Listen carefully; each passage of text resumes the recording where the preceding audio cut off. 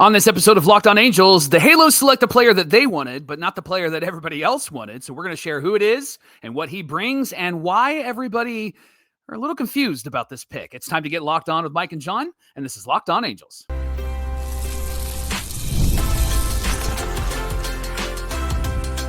You are Locked On Angels, your daily Los Angeles Angels podcast. Part of the Locked On Podcast Network, your team every day. Thanks for making Locked On Angels your first listen of the day. You can find us anywhere you get your podcasts, including Apple Podcasts, Spotify, and SiriusXM by searching Locked On Angels. And if you'd like to give back to the Super Halo Bros for all the Super Halo content, here's some things that you can do.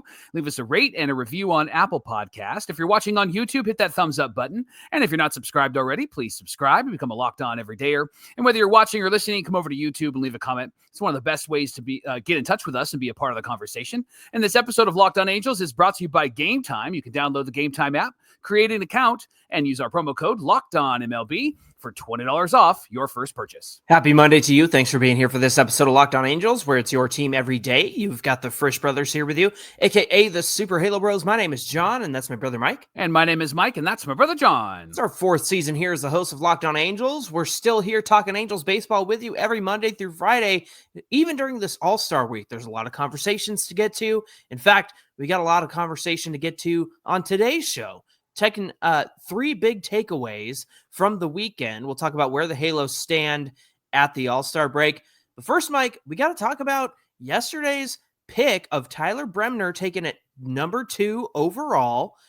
So let's get into that conversation and everything that's come with it so far. Yeah, this is from Jeff Ellis, who is our draft guru around here on the Locked On Podcast Network. Tyler Bremner came into the year as a potential top overall pick after a big year at UC Santa Barbara. It's one of the quieter pitching factories, according to Jeff, in college baseball. It was a rough start for him, which is not ideal at a smaller school for a smaller type of player. The toughest part of the season was early on. It took some time, but Bremner was dealing by the end of the year, and he said he should be in a top 10 discussion. Bremner was one of the guys that can throw a better changeup for his class, and for Jeff's money, he said he throws the best one, throws a really good changeup. He combines that with a fastball, hits the upper 90s, and has a slider, but it's a bit inconsistent. The lack of a strong third pitch is a common theme with all of the top arms in the draft this year. Bremner is a bit lower due to not having played against some of the higher competitions all year long. Jeff said he loves that he's bounced back, but it did happen against weak competition. He also points out that he was a victim of really bad defense. They didn't value the defense and value his pitching performance in terms of how their defense responded. He said there's a bit of a risk with this pick, but he's got a similar upside to most of the pitchers, the top pitchers in the class. Again, his changeup is one of his best pitches, which when added to his athleticism and velocity gives him a look of a potential number 2. If he develops a slider or can add another pitch like a cutter or a sinker, that could make Bremner one of the steals of this draft. Now, Jeff also added in tweeting out yesterday as the Angels were drafting, he said, man, I'm high on Bremner, but this is still shocking. And then he said, he followed it up with Bremner maybe the best pitcher in this class. So he's got some high regards when it comes to Bremner. He may have the best pitch in this class. The changeup is something that, again, third time, he really emphasized the changeup is really good. Yeah, and while Jeff and Justin were live on Locked On Guardians doing their draft night stuff, Jeff just tripled down on his feelings about Bremner. So that was reassuring. Here's what scouting director Tim McIlvain said about Tyler Bremner's second half. It set him apart. He said, if you look at him at the second half of this year, I put it up against anybody in the country. He had a great second half. The stuff really ticked up. The body felt good, and he took off. Bremner's last 8 starts of the season include a 2.91 ERA. Mike, this is key. A .70 FIP. Wow. 43.8% strikeout rate, 5.9% walk rate, 43.1 innings pitched, and a .92 whip. Here's what Taylor Blake Ward had to say, former Locked On Angels host and Locked On Angels Hall of Famer. He said that he's a command specialist, mid-90s fastball, pairs well with a plus changeup, slider flashes above average. he had a down year with poor defense behind him, so he agrees with Jeff there, a middle of the rotation type. Finally, Lance Brozdowski is somebody that we'd like to turn to. He does a lot of great pitching analytics and study, and he also is on the Marquee Sports Networks for the Cubs. He said nothing stands out about Bremner's release traits. He does have an odd leg kick and a counter rotation in his windup. It reminds me of Bronson Arroyo or Tyler Anderson, not as dramatic. That being said, the comp here from shapes and a release standpoint look a bit like Michael Lorenzen.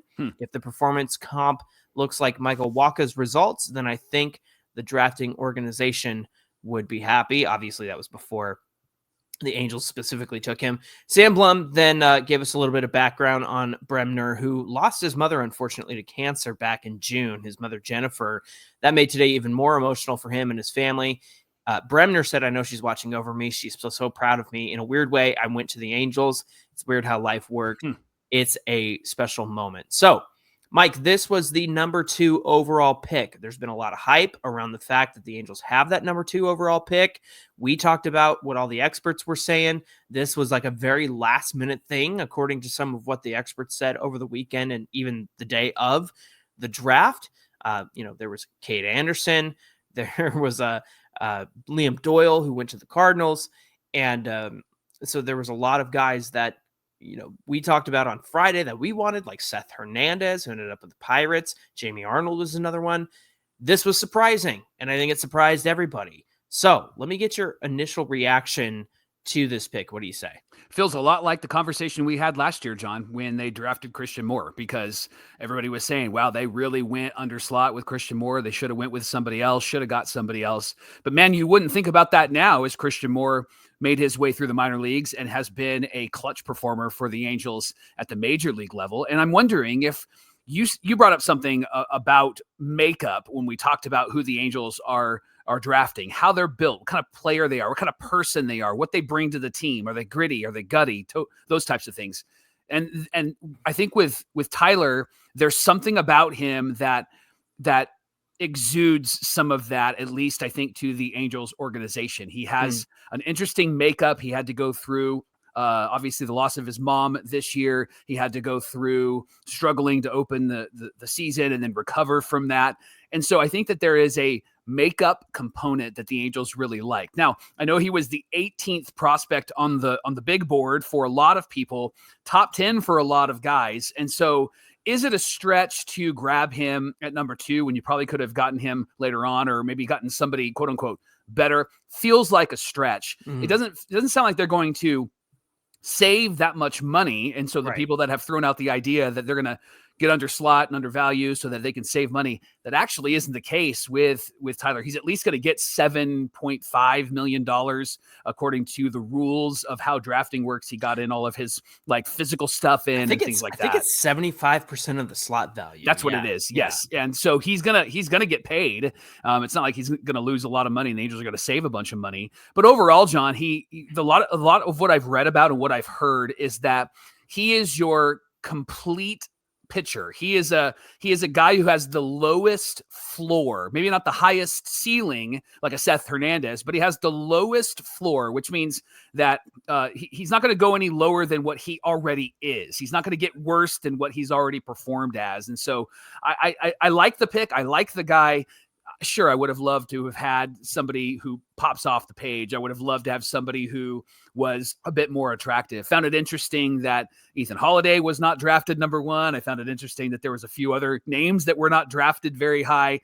And so this is one of those drafts where it felt like you're playing, bingo, right? And you're putting all the numbers in and you're rolling it around and you're pulling out a name. And next year's draft should be a bit better. And according to the numbers and according to the stats and the makeup of those players, it sounds like it will be. But overall, this feels like a good pick, and it feels like an Angels pick. John, what do you think? Yeah, I'm Mike at number 2. I don't think it was the right choice because this is a rare opportunity that you have somebody. I mean, you had your pick of the litter, right? Especially with somebody like Holiday falling to you, Seth Hernandez fell to you. The Nationals took Willits, and that's surprised everybody as well. The first 2 picks of this draft were a huge surprise. So when the Nationals took Willits, I was shocked that they took Bremner. So to the things that reassure me is the fact that Jeff from Locked On Guardians. He's been all over this and had Bremner at number 5, which I think is great. And coming into this college season, even somebody like Keith Law, who's very harsh on the Angels, very critical of the Angels and their development and their drafting and all of that stuff, he had Bremner as the first arm off the board before the college season started. And so there was a time where this guy was dominant across 2024. He was dominant across 2023. Of course, the level of competition is not as high as it would be at other schools out of UC Santa Barbara. One thing that was reassuring to me was Tanner Bybee was somebody out of UC Santa Barbara, so that's reassuring. But Mike, here's my opinion on this whole thing. Like I said, I feel like it was a bit of a reach at 2. I wouldn't have used the pick in this way. I would have gotten that guy. I would have at least taken Seth Hernandez, if not Ethan Holiday, right? But I actually think that when you have a guy whose fastball command and the velocity that it's at are fairly strong, and then the changeup, it's more than just Jeff saying it, like one of the best changeups, if not the best changeup in this class. I actually think that he has what you're looking for in a prep player. And that is a very, very high ceiling. Now, if you were to take somebody like a Jamie Arnold or a Cade Anderson, they're pretty complete, right? Obviously, you have to get them ready for the majors, but they're pretty complete players. And I understand everybody's critical of the idea that Perry's going to rush this guy up. I don't necessarily think that that's the case. And here's why. Bremner needs a third and a fourth pitch. He's got a great fastball. He's got a great changeup. And, he's been working with a slider that hasn't been too fantastic. That's something that I think that they can work with. But here's what I mean when I say that he's got what you're looking for in a prep player, and that's a high ceiling. That is, the world is your oyster. The expectations are high because, let's face it, prep players are high school guys, and the reason you take them is because of their potential. And when it comes to Tyler Bremner, I think he kind of has those same potential marks as a prep player. Maybe not an Ethan Holiday, maybe not a Seth Hernandez, right? But a prep player that you should be taking at a number 2 spot. Now, he is a college guy, not a high school guy, not a prep player. I think he has the potential to be really great. And the reason why I say that is because his baseline of this fastball and changeup and the way they grade out, that's where you start. And like you were saying, he's got a high floor, right? And so he at least won't be worse than that. But I actually think that if you do this right, if you develop him right, if you get him to work in that third and fourth pitch, like Jeff suggested, that slider gets better. Maybe there's a sinker in there or a cutter or something like that. This is the guy that you have to spend time on, you have to work with, you have to develop, and you have to get him to add a pitch. That takes time, that takes effort, but that's exactly what you do with a prep player. A prep player needs time, development, effort, intentionality, right? And so I think everything that we want in a number 2 pick being a prep player, you're going to get in Tyler Bremner. Again, I'll repeat. Is he going to have the high ceiling of a Ethan Holiday or Seth Hernandez? No. And I know Holiday's a position player.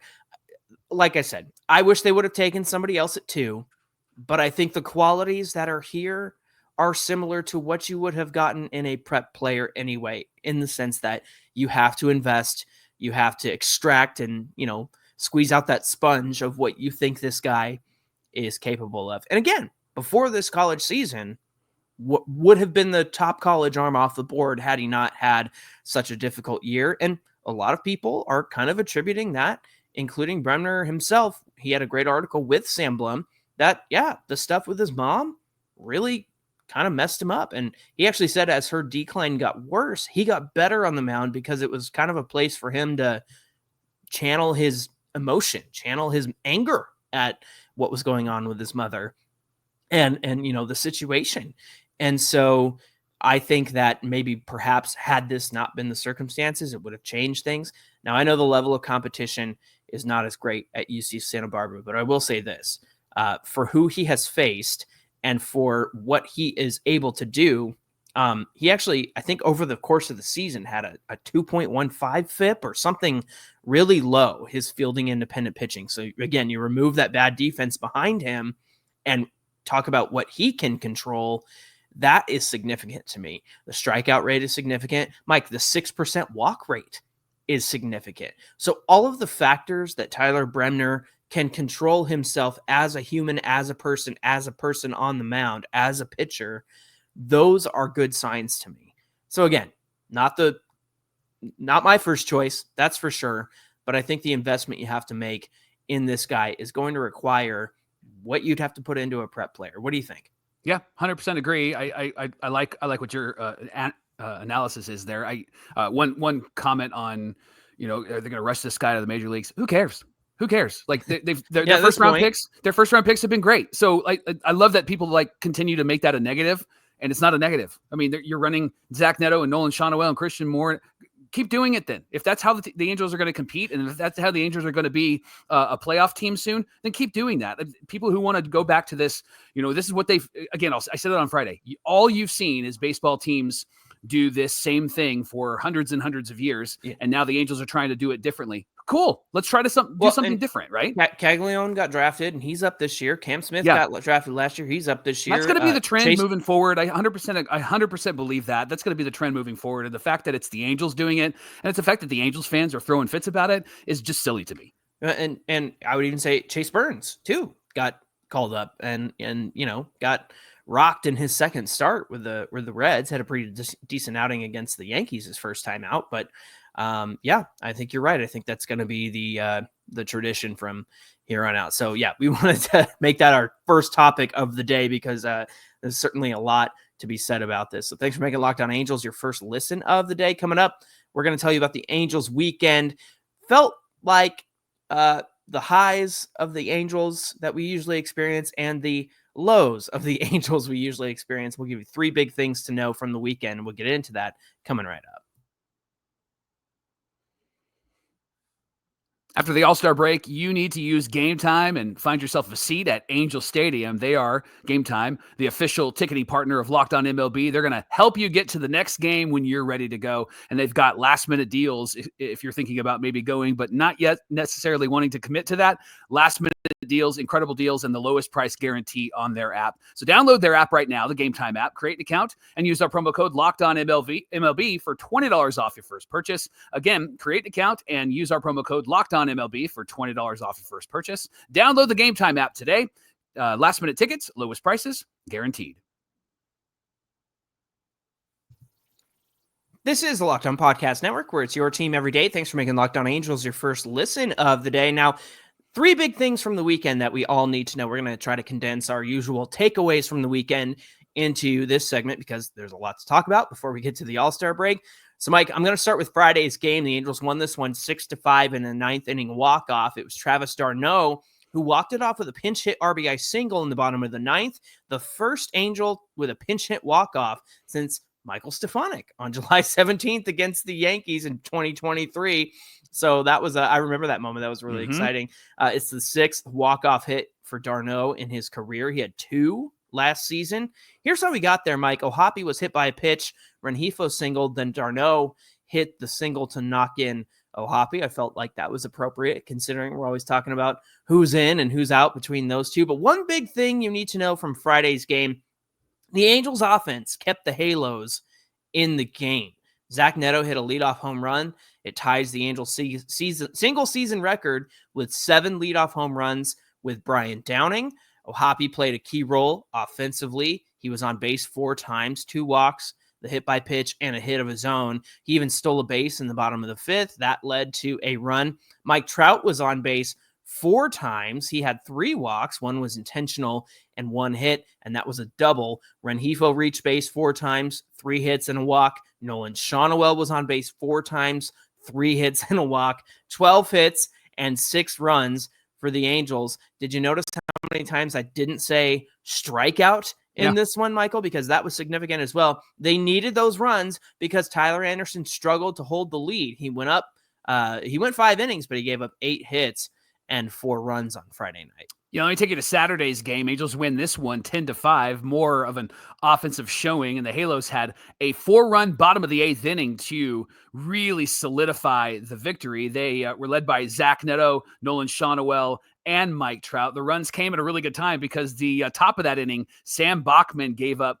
2 runs in that top of the inning, and it made it a 1-run lead. And it was great for them to come back. And that really brings us to the second big thing you need to know from the weekend, from Saturday's game, is the Angels were 6 for 12 with runners in scoring position, and they cashed in runs when they needed that. Mike Trout led the way with 4 RBIs, including his 17th home run of the season. After the game, he said, "Yeah, I got a lot of homers," because he's, closing in on 400, but he said, "I still got a lot left in me." I like that. Sound like Mark Henry. I got a lot left in the tank. Nolan Shawnuel had his 3rd 3-hit game of the week on Saturday. In fact, he had 10 plus hits in a 4-game span up until this moment. And then Zach Neto had 2 hits. So did Travis d'Arnaud and Louis Rengifo. Angels had 15 hits, John, in this game, and 4 walks. It backed Yusei Kikuchi, who got the win, 5 2/3, 6 hits, 3 runs, 1 walk, and 5 Ks. Top of the 6th, John, kind of scary. Kikuchi gets hit by a 105-mile-an-hour line drive off the bat of Josh Naylor, and it hits him in the left shoulder and in the bicep area. But he stays in the game because he is the man. that guy was, you could tell he was struggling. Now, he did end up leaving one batter later, but that's what happened on Saturday. John, take us to Sunday's game. Yeah, on Sunday, Mike, the Angels lost this one 5-1. Here's the thing you needed to know. The Angels, 500 is an elusive number for them, and getting over 500 is even more elusiver, if you will. They fell again on Sunday. No offense, bad defense cost them this one. In the top of the 4th with 2 on and nobody out, Soriano got a ground ball to Moncada, and he booted it over there at 3rd. It cost them a double play and a run. Soriano couldn't pick up Moncada with a shutdown inning after that. He got the next 2 batters out, but gave up back-to-back doubles that gave the Diamondbacks a 4-1 lead at the time. Mike Trout was the only offense for the Halos. He had an RBI single that scored Neto. One other note, Taylor Ward. This is from you, Mike. I'm sorry. Let me pass this one along to you. Yeah, it was my own personal note. Mike note, and here's what I wrote: Taylor Ward should get traded. I'm tired of watching him guess wrong. Yeah. I mean, I know I get it. Leads the team in home runs and RBIs and all of those things. That's fantastic. But my goodness, when you're striking out, watching in big moments, when you're guessing wrong. I mean, yesterday he guessed wrong, and it was a fastball right down the middle, and he's just standing there. And so just so frustrating. And so maybe that was just an emotional note rather than a reasonable, logical note, but I had to put that in there. Well, it just, and I said it when we opened this segment, is just everything about this weekend encapsulated what the season has been for the Halos so far. It was a lot of exciting moments. It was the walk-off. It was a dominant win on Saturday. And then the Angels screwed up in the field to lose 5-1 on Sunday. And then, nobody could hit on Sunday. And I know Merrill Kelly is a good pitcher for the Diamondbacks, probably going to get traded, as they were discussing on the broadcast, of course. But yeah, it just felt like everything that you have seen so far from the Angels this season, really close 1-run game that comes down to the wire and a walk-off, and it's exciting. And then the next day, this is what this offense is capable of, 10-5 win. And then on Sunday, they can't do anything. They can't do anything right. They can't hit. They can't field. They can't do anything right. And so that's this season in a nutshell, isn't it? Yeah, and I know that they won the series, and we are huge on winning series and not winning streaks. And I love Locked On Every Day, or Lisa, that reminds us of that every time we win a series. Appreciate that. But it would have been great to be able to be 500 to finish out the first half. This was a wild homestand, John. They had a Monday walk-off against Texas. Then they lose 13-1 on Tuesday to Texas. Then an 11-8 win versus Texas. Then an 11-4 loss versus Texas. They got another walk-off on Friday against the Arizona Diamondbacks. 10-5, of course, on Saturday, and then they lose 5-1. 4-3 on the homestand. Would have been better if it was 5-2, but I get it. They won the series. It was just one of those things where it was frustrating because you could see what the potential is, and just as you're looking at it, it feels like it's just out of reach, right? It's not necessarily in your hand, but you if you could just get on your tippy toes and you could reach out, like that's what it feels like with this team right now. And as they're pursuing being good. Now I know starting the season, I said they're 500 at best. And so maybe this is just who they are. And I was accurate, right? And I don't want to be accurate, but that maybe that's just who they are. And this is just how they're going to play, which then will, I think, shape up what happens at the trade deadline, right? Yeah. Like what they decide to do at the trade deadline. It all kind of will depend on what they do over the next maybe week and maybe 2 weeks, maybe a couple series. But I can see this team, if they're going to be 2 games under 500 at the trade deadline, I could see them trying to make some trades to make this team better. But I'll say it again, I don't want them to trade anybody that is going to hurt the future of this team. That's why I would say Taylor Ward is probably the best trade piece they got, because they could trade Taylor Ward, maybe get a ready now player and then an almost ready now player for the future. Yeah, it's somebody that you could certainly plug in the rest of the way too, and teams are willing to vie for him. They're willing to trade for him, so it's going to be interesting to watch what the Angels do after this All-Star break.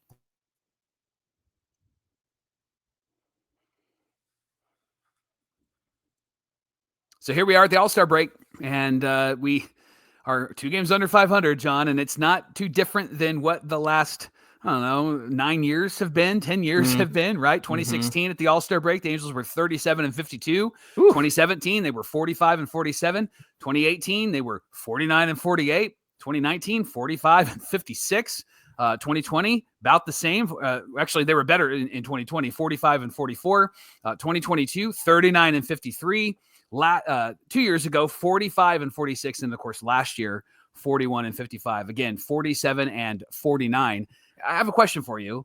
If I were to tell you that the Angels at the All-Star break were going to be 47-49, and I'm telling you this before spring training. Yeah. Would you have believed me, and would you have taken it? I would have taken it. Okay. I would have believed you, because I said this from the beginning. I think all the talent across this team has the potential to get into the playoffs through a wild card spot. And I think even for a while there, had they played their cards right, could have been in the mix in the AL West. Obviously, Houston's kind of run away with that now, but they're still in the running for a wild card spot, so to speak. But Mike, everybody who's competing for that has all really kind of had their moment of taking off. I look at the Red Sox. They finished going into this All-Star break. They won 10 games in a row, right? And now they're ahead of the Rays in the standings for the AL East. And Toronto had a huge run, and they're at the top of the AL East. And the Yankees are the Yankees, so they're still in competition. And so, yeah, it's funny to me that they're sitting at 47-49. I would have been like, yeah, that sounds about right, because I think, like you have said all along, they've been a 500 team, and I know, they're 2 games under 500, but let's, for argument's sake, in general, this is where they've been all season long. They get up to 500, they fall back down, they get back up to it. They're somewhere in between, 2 games under and 500 for the most part. What I'm surprised by is that 2021 season, 45-44. That's crazy to me. And then also 2022 was when they got off to that really hot start and then had the 14-game losing streak, 39-53. That's how bad things got for them coming into the All-Star break. And then 2023, the last time that they were competitive, 1 game under 500. So I think that kind of makes me nervous about where this team thinks that they could be by the trade deadline and how they're going to go about it, because in 2023, 1 game under 500. Now the incentive there was, well, we got Trout, we've got Ohtani, we've got Rendon, who's actually on the field. And then, Trout's hand, the hamate bone broke, and then Rendon got hurt, and then Ohtani was kind of the only piece there. And then they made all those like supplemental moves, and then they go out and buy at the deadline thinking that's going to help. And then everything fell apart after that. And so, that was the incentive in 2023 to buy. And now they're 2 games under 500 here. It's going to be really interesting to see how they move forward. 47-49. What would you have said prior to this season? I would have said, yeah, 500. I think I would be excited about it because that means that they are not sinking so far deep into, despair like they have in the last few years. Yeah. They're actually fun to watch. And that's the thing I would say about this team right now is they are a fun team to watch, especially when they win, right? And the last 2 games outside of Sunday were really fun. It was fun games to watch and watching them come back and having veterans like Travis d'Arnaud come through. I love that. And I know I'm a Logan O'Hoppe, fan and truther on this show, but I would say I love having d'Arnaud, who is somebody who is strong on this team as a veteran. I also love having him in the lineup a little bit more often, especially if he's going to swing a hot bat, because wins are really great. Wins are nice. I want to see Logan O'Hoppe develop, but I also would love to see this team win. And if they're going to chase a playoff spot, they have to get some wins, right? And so do I like the approach? Do I like what the Angels are doing overall? There's a lot of discussions that can happen there. I'm choosing to land in the category of, hey, if they're going to try to compete and they're going to try to win, great. Just don't sell the future for that. Yeah. And I'm totally in. Yeah, don't mortgage the future for what you think you have now. There's a very interesting article, and maybe we'll get to that later this week. Kenley Jansen talking to Sam Blum of The Athletic saying, I don't want to be traded because what I came here to do was to help this team win. I came here and the mission for me is the Angels. So I feel like that kind of adds a wrinkle to this whole conversation about are they going to sell? Are they going to buy? And da. The last guy who said he wanted to help the team win, he wanted to stay, was Shohei Ohtani, right? Yep. And then we all know how that worked out. We passed on this apparently huge deal with the Padres, apparently huge deal with the Rays. So there, and Kenley obviously is not Ohtani, but he is somebody who's super valuable. And then you have to think about, if they do trade a Tyler Anderson, if they do trade a Luis Rengifo, are they valuable enough to get you anything back? Because last year, we saw moves like, Alex Cobb traded from the Giants to the Twins. It got him back a single A pitcher, a 19-year-old, right? And so if that's the kind of return that you're getting for some of these guys, which is probably what it's going to be other than Kenley Jansen, then the return might not be worth it. And it might be worth it to try and go for it, even if you maintain what you already have, right? Obviously, this team is still very hit and miss. They're getting better at being consistent, but still oftentimes very inconsistent. But I think one stated goal that we wish that would happen this season, and I think it is happening, is the narrative shifting season. Mike, I think the narrative around the Angels is changing. I think that people are seeing the success of picks like Shawnuel and Neto and Christian Moore. And again, I know Moore's hurt right now, but I think that there is a narrative shift around the Angels, despite their ownership, despite their GM. I think that the Angels on the field are doing everything they can to say, hey, you know what? We got a good thing going here. And it might be a year away, 2 years away from when we really get cooking, but this is a good place to be right now. And I think it's going to incentivize more people to come and help this team out, kind of like what Kenley Jansen said. Hey, thanks for making Locked On Angels your first listen of the day. Now for your next listen, check out Locked On MLB Game Night. You can find the show on YouTube or wherever you get your podcasts. Hey, be sure you give us a follow at Locked On Angels on Twitter and at Super Halo Bros on Twitter and Instagram. Whether you're watching or listening, come on over to YouTube, find today's show, get in the comments section. We would love to hear from you. Mike, what do we have on deck for Tuesday's show? Well, we got a lot going on this week. Obviously, All-Star break, no games. So we are going to talk about Kenley Jansen. We are going to talk about Jack Kahanowitz. And so stay tuned for those comments and segments coming up this week. But tomorrow, there's more draft to talk about, John. We're going to talk about the picks from rounds 2 and rounds 3. And there's some interesting names in there. And one name I was really excited about. And then there was a name that people were really fired up about. So we're going to talk about all of them tomorrow on Locked On Angels. Yeah, it's a lot of draft to go around and a lot of draft beer for some Angel fans out there who can't believe what's going on with these picks. Everybody's going crazy right now. So don't drink your sorrows away, people. Be responsible. All right, friends, until tomorrow's show, my name is John, and that's my brother Mike. And my name is Mike, and that's my brother John. I had to make a draft pun. Come on. All right, friends, we'll see you back here on Tuesday. There's a big old bug flying around. I don't know if you saw me kill it while you were talking. You smushed it on your screen.